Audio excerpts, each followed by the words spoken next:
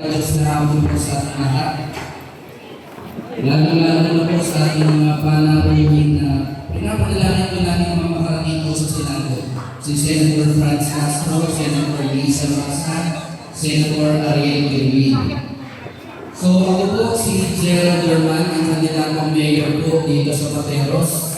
Ang team po namin ay tinatawag na Team Good Governance.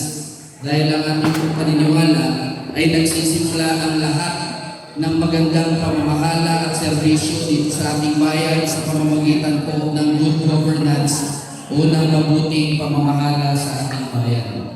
Para po sa mga hindi po nakakakilala sa akin, pero sigurado naman po yung mga Pateros sila po tayo. Ako po si Gerald German, isilang po sa bayan ng Pateros.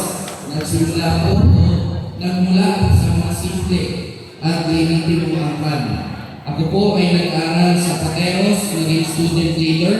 Bago po ako mag-kolehiyo, tayo po ay nabigyan ng pagkakataon magsilbi sa ating mga kapwa kabataan bilang